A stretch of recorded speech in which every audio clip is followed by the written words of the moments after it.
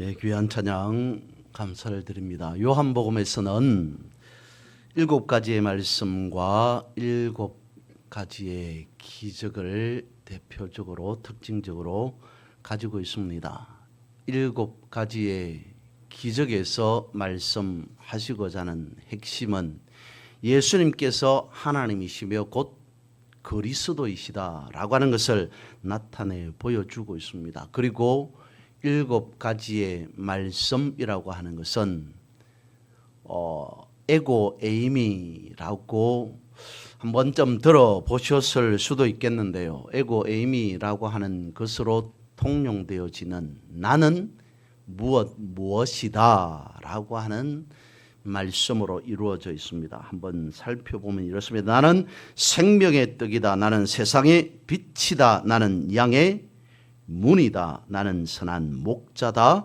나는 부활이요 생명이다. 나는 길이요 진리요 생명이다. 나는 참 포도나무다 라고 하는 이 7가지의 말씀인 것이죠. 역시 이 7가지 말씀도 7가지의 기적과 같이 예수님께서 하나님의 본체이시고 그리고 그리스도이심을 나타내 보여주는 말씀이다 라고 하겠습니다. 요한복음이 가지고 있는 이 7가지 말씀 가운데서 오늘은 나는 양의 문이다 라고 하는 이 한 가지를 가지고 한번 말씀을 살펴보고자 합니다. 다시 한번 1절과 2절 말씀을 제가 읽어봅니다. 내가 진실로 진실로 너에게 이르노니 문을 통하여 양의 우리에 들어가지 아니하고 다른 데로 넘어가는 자는 절도며 강도요 문으로 들어가는 이는 양의 목자라. 내가 진실로 진실로라고 하면서 강조하신 이 말씀 가운데 문이라고 하는 것은 구원의 문을 의미합니다. 예수 그리스도를 의미하고 있죠. 그리고 양은 하나님 나라의 백성이며 우리는 하나님 나라의 영역, 우리라고 하는 것은 하나님의 통치권, 하나님의 다스림, 그것을 말씀하시는 것이고, 그리고 절도나 강도는 양을 미혹하는 무리들입니다. 2절 말씀을 다시 보면 문으로 들어가는 이는 양의 목자다라고 말씀을 하고 있습니다. 1절에서 그렇게 말씀하고 있습니다. 문을 통해서 들어가지 않는 절도나 강도가 있는 반면에 2절에서는 정상적으로 문을 통과하는 목자가 있다라고 말씀을 하시죠. 이 말씀을 다시 살펴보면 절도나 강도 그리고 목자 역시 어떻게 한다고요? 양에게 접근한다는 겁니다. 그런데 차이는 문을 통해서 들어오느냐 아니면 다른 곳으로 들어오려고 하느냐라고 하는 것에 따라 달라진다고 분명히 말씀하고 있습니다. 중요한 부분으로 다루고 있기 때문에 한번 말씀을 드리는데요. 여기에서 목자라고 하는 것을 원어로는 포이맨이라고 이야기를 합니다. 소위 왕, 통치자, 지배자가 포이맨, 목자라고 하는 뜻을 가지고 있는데 이 포이맨과 비슷한 음을 가지고 있는 포임네라고 하는 말이 있습니다. 포임에는 목자라고 하는 뜻을 가지고 있는 반면에 음이 비슷하지만 포임네라고 하는 것은 양떼라고 하는 것을 뜻합니다. 양이라고 하는 그 의미가 원어에서 따로 있습니다. 양떼, 양무리를 말하고자 할 때에 포임네라고 하는 것을 쓰는데 포이멘과 포임네라고 하는 음이 비슷하지만 그 뜻은 전혀 다르게 되어져 있지 않습니까? 하지만 우리가 여기서 생각해 볼 수 있는 것은 목자와 양은 불가분의 관계이다. 그것이 포이멘, 포임네 뜻이 발음이 비슷하다고 어떻다라고 하는 그 문제가 아니라 목자에게 양, 양에게 목자는 불가분의 관계, 떨어질래야 떨어질 수 없는 관계임을 다시 한번 생각하게 합니다. 본문의 말씀으로 돌아가서 요한복음 10장에서 예수님께서는 스스로 양의 문이다, 선한 목자다라고 비유로 그렇게 말씀하고 있습니다. 오늘 이 시간 8월을 시작하는 첫 주일 여러분들에게 말씀을 드립니다. 비유는 현실이다 라고 말씀을 드립니다. 실제라는 것이죠. 비유이기 때문에 추상적일 것이다, 애매모호한 것이다 라고 하는 것이 아니라 비유는 실제라는 것입니다. 비유는 현실이라는 것입니다. 이 비유의 말씀을 통해서 진실로 예수님께서 누구이신가 라고 하는 것을 명확하게 당시의 사람들에게 그리고 오늘 우리에게 말씀해 주고 있다는 것이죠. 성경 우리에게 말씀하고 있습니다. 우리를 다 양이다 라고 그렇게 말씀을 하시죠.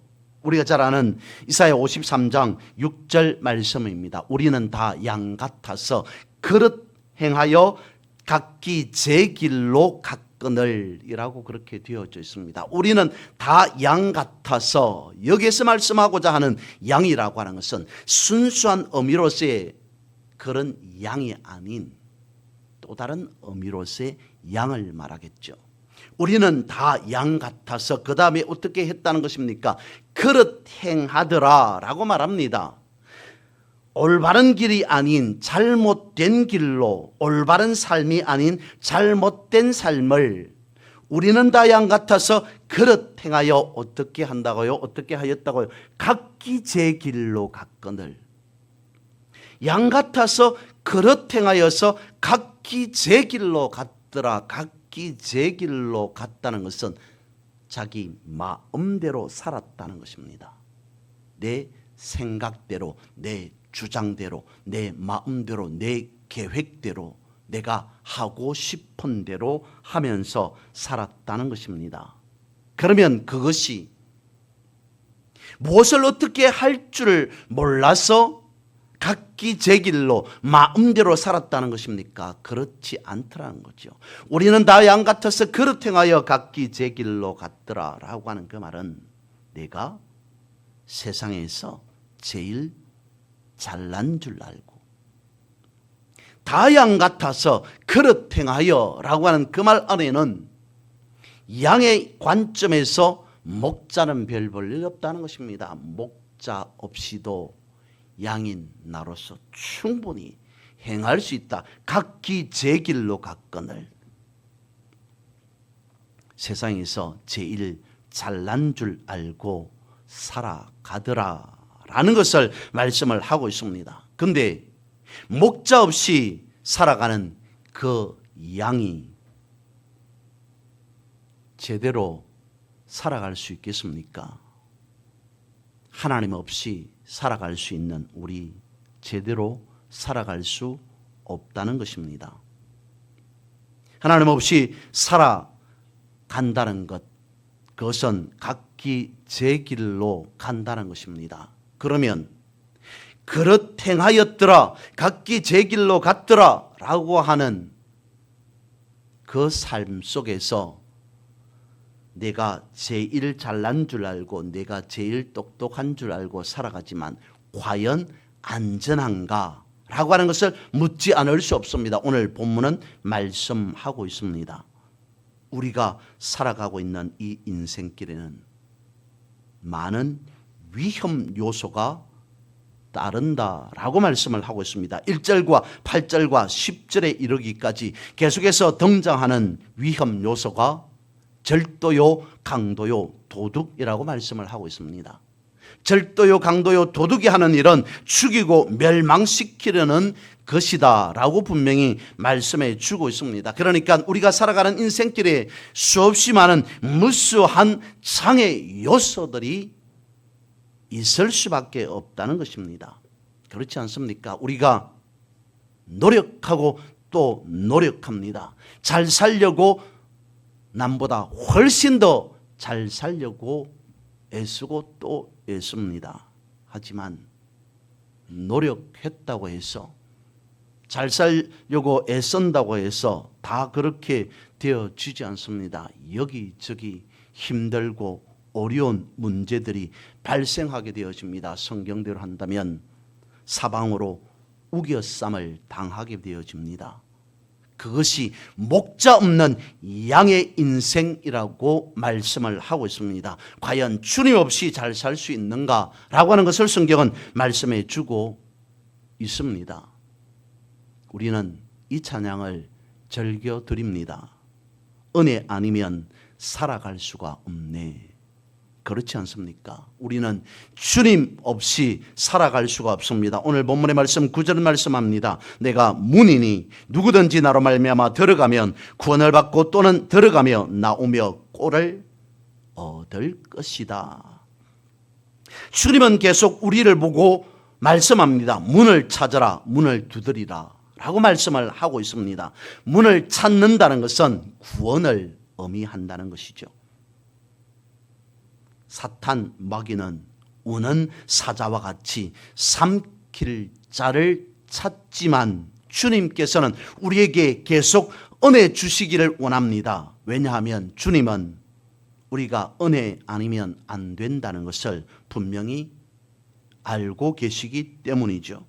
그래서 10절은 말씀하고 있습니다. 도둑이 오는 것은 도둑질하고 죽이고 멸망시키려는 것뿐이요 내가 온 것은 양으로 생명을 얻게 하고 더 풍성히 얻게 하려는 것이라. 양의 문이신 예수님만이 우리에게 생명을 주시고 더 풍성하게 주시는 분이시다라고 분명하게 말씀하고 있습니다. 예수님께서 양의 문이 되신다는 것은 예수님이 우리의 구원자 되신다는 것을 다시 한번 말씀을 드립니다. 그래서 양의 문이 되신 예수님 안에 있으면 안전한 울타리 안에 있다는 것이죠. 양의 문이 되신 예수님을 믿는 것은 목자의 음성을 듣는다는 것입니다. 양이 다른 것은 다 못하는데 본문에 그리고 성경에서 말씀하고 있는 목자 없이 살아가는 양이라고 하는 그 측면에서 드리는 말씀으로 양은 다른 것은 다 못하는데 한 가지 유일하게 엄청나게라고 하는 것은 제 표현입니다. 잘하는 한 가지가 있더라 라고 말씀하고 있습니다. 다름 아닌 목자의 음성을 듣는 것이라는 것이죠.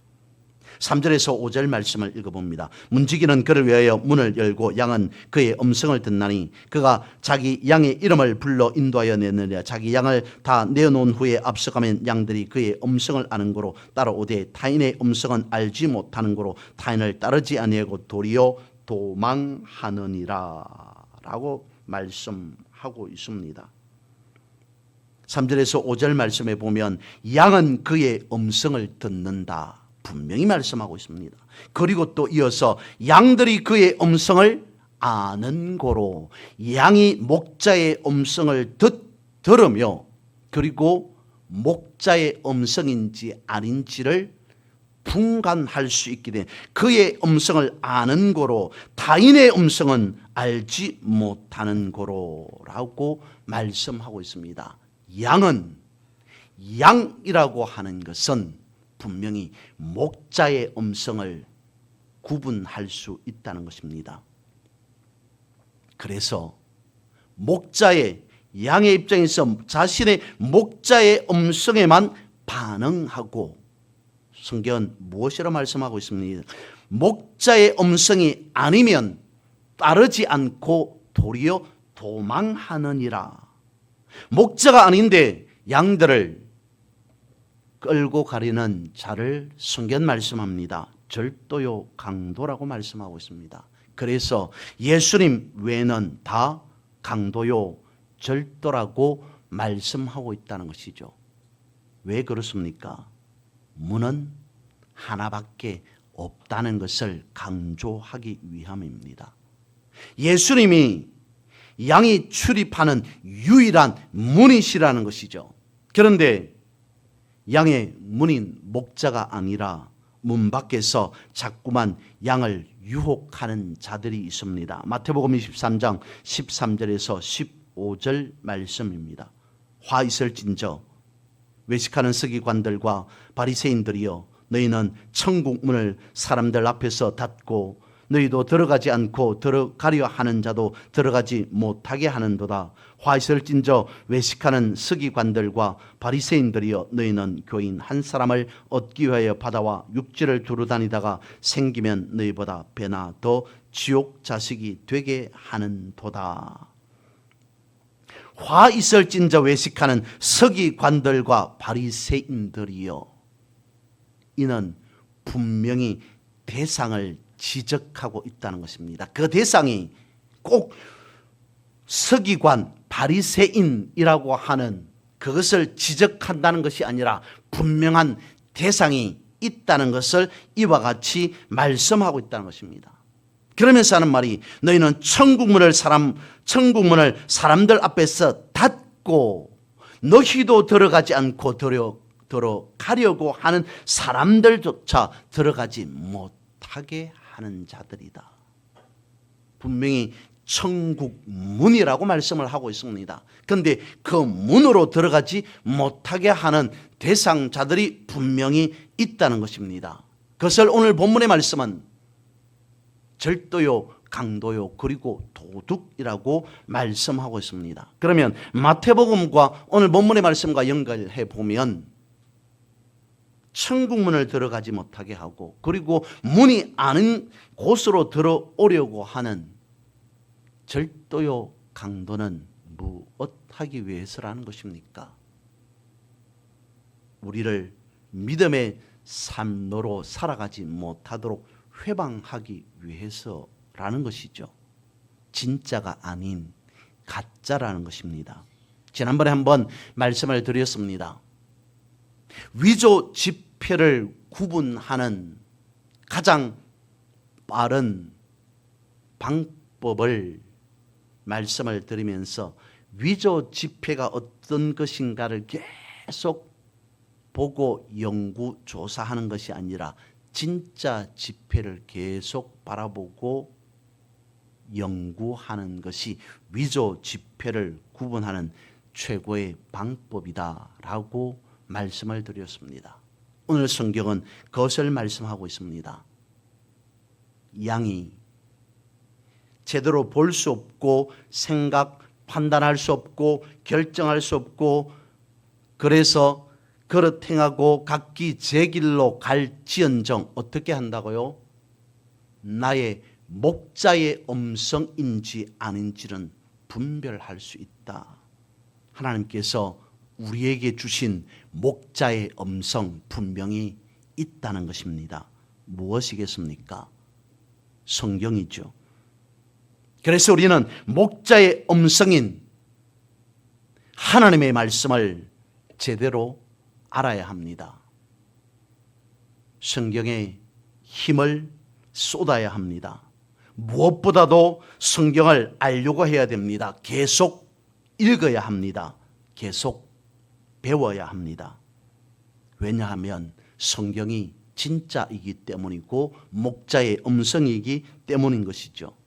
진짜를 알아야만이 비로소 가짜가 보인다는 것입니다. 참 목자, 선한 목자이신 예수님을 알아야만이 강도와 절도가 보인다는 것이죠.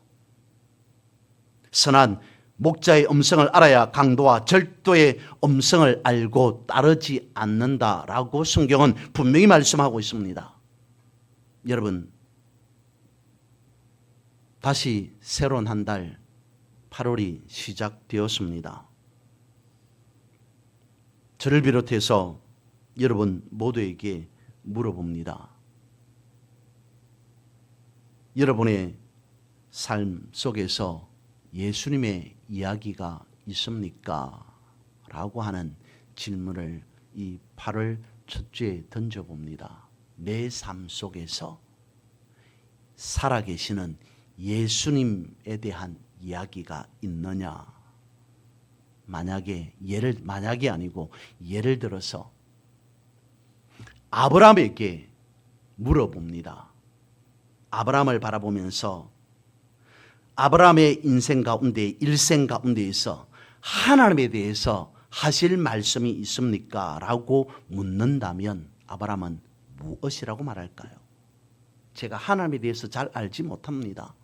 한평생 살아갔지만 하나님에 대해서 아는 바가 그다지 많지 않습니다. 라고 하겠습니까? 그렇지 않을 겁니다.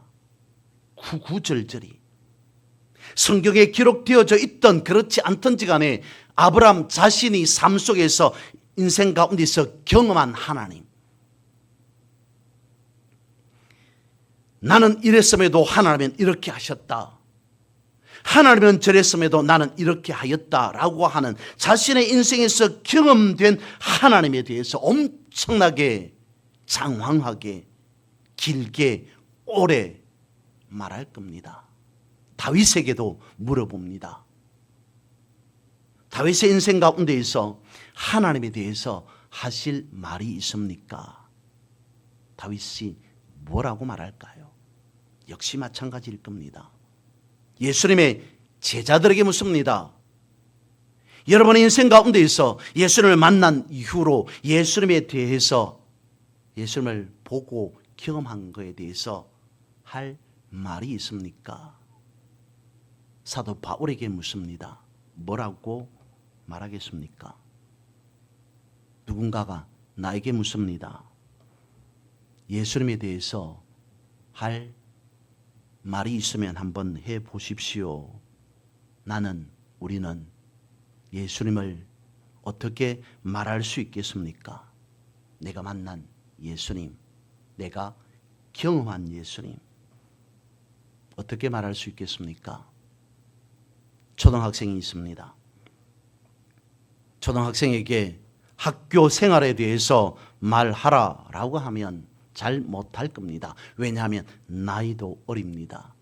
초등학생이기에 초등학교 정도 되어지는 것, 물론 할 말은 있겠죠. 하지만 학창시절이라고 하는 것에 대해서 그다지 말할 수 있는 것이 많지 않을 겁니다. 근데 대학생에게 학창시절에 대해서 한번 할 말이 있으면 이야기해 보라 라고 한다면 뭐라고 할까요? 초등학교, 중학교, 고등학교, 심지어는 대학 생활에 이르기까지 학창시절에 대해서 여러 가지로 말할 겁니다. 제 친구들도 한둘씩 이제 정년 퇴직하였다라고 하는 소식들이 들려옵니다. 그런 친구들에게 만약에 물어본다면 평생 수십 년 직장 생활한 것에 대해서 말하라라고 이야기를 한다면 어쩌면 그 친구들 밤새도록 말하지 않을까요? 우리에게 주님에 대해서 말하라라고 하면 어떻겠습니까? 그래서 말씀을 드렸습니다. 비유는 현실이다 라고 말씀을 드렸습니다. 비유는 사실 현실입니다. 실제입니다. 그런데 그것이 비록 현실로 다가오지 않더라도 현실이어야만 합니다. 믿음 또한 마찬가지죠. 믿음은 실제입니다. 현실입니다. 실제이어야 합니다. 현실이어야 합니다. 예수님이 말씀하시는 나는 양의 문이라고 하는 그 말씀은 현실을 말씀하고 있다는 것입니다. 비유로 말씀하신 것이지만 결코 추상적이지 않다는 것입니다. 실제라는 겁니다. 내가 이와 같다라고 하는 것을 당시의 사람들에게 그리고 오늘 우리에게 명확하게 말씀해 주고 있다는 것입니다. 대학을 마친 학생에게 학창 시절에 대해서 물었을 때 글쎄요, 제가 초등학교로부터 시작해서 대학을 마치기까지 과연 무엇을 배웠는지 모르겠고 그다지 배운 것이 없는 것 같습니다 라고 한다면 누구 탓이겠습니까? 수십 년 직장 생활을 한 사람에게 무엇을 얻었느냐고, 직장 생활 한 것이 무엇이냐고 물었는데 글쎄 아무것도 얻은 게 없다라고 한다면 수십 년 신앙 생활한 우리에게 예수님이 말씀하십니다. 나는 양의 문이라. 그런데 정작 우리는 예수님으로부터 그 어떤 것도 배운 것도 얻은 것도 없다라고 생각한다면 우리가 그렇다는 것을 전제하고 말씀을 드리는 것이 아니라 양의 문이라고 하는 예수님의 말씀이 내 삶 속에 실제가 되어야 된다, 현실이어야 한다라고 하는 것을 강조하여서 드린 말씀입니다. 그래서 다시 말씀을 드립니다. 서신서에서 거듭 강조하고 있는 예수 안에서, 그리스도 안에서, 그리스도 예수 안에서, 예수 그리스도 안에서 계속 반복되어지는, 신약 서신서를 읽다 보면 반복되어지는 말씀이기 때문에, 그리고 우리가 아는, 내가 알고 있는 말씀이기 때문에 흔히 이렇게 생각하기 쉽습니다. 좋은 말씀이지, 예수 안에 있다는 것. 서신서에서 계속 반복하고 있는 그런 내용이지, 내가 익히 알고 있는 말씀이지 라고 하는 것이 아니라, 거기에서 넘어가는 것이 아니라, 끝나는 것이 아니라 현실이어야 한다는 것입니다. 예수 안에서라고 하는 그 말은 우리에게 직접적이다라는 것이죠. 우리를 지켜주시고 보호해주시고 인도하시고 통치하신다라고 하는 그 사실, 그 내용을 우리에게 예수 안에서라고 말씀하고 있는 것이기 때문에 내 삶의 모든 것이 그야말로 예수 안에서 살아가는 삶이어야 한다는 것입니다. 양의 문이 되시는 예수님을 믿는 것은 오직 예수님이 유일한 구원자이시기 때문입니다. 그래서 양의 문에 담겨져 있는 더 큰 의미를 결론으로 살펴보고자 합니다. 예수님께서 양의 문이라고 말씀하실 때 이스라엘 백성들에게 있어서는 또 다른 하나를 생각할 수밖에 없을 겁니다. 다름 아닌 저들에게 가장 큰 절기 중에 하나인 유월절을 연상하게 되어질 겁니다. 유월절 어린 양의 피를 문의 좌우 설주와 그리고 임방에 바릅니다. 바를 수밖에 없었습니다. 그래서 어린 양의 피가 문에 발려져 있는 그 문 안에 살아가고 있는 이스라엘 백성들은 생명이 안전했습니다. 그와 같이 예수님께서 양의 생명을 지켜낼 수 있는 유일한 문이 되셨다라고 말씀하고 있습니다. 십자가에서 피를 흘리신 예수님께서 양의 문이 되어 주시고 그리고 구원의 문이 되어 주셨다라고 말씀하고 있습니다. 성경 말씀하고 있습니다. 천하 인간의 구원을 얻을 만한 다른 이름을 우리에게 주신 일이 없다고 말씀하고 있습니다. 오늘 본문은, 성경은 우리에게 가르쳐 주고 있습니다. 예수님께서 말씀하십니다. 나는 양의 문이다. 나는 유일한 구원자이다 라고 말씀하고 있습니다. 목자이신 예수 그리스도의 음성에 반응하는 여러분들이 되시기를 바랍니다. 그래서 구원의 큰 기쁨을 삶에서 누리며 살아가는 여러분들이 되시기를 주님의 이름으로 선포하고 축복합니다.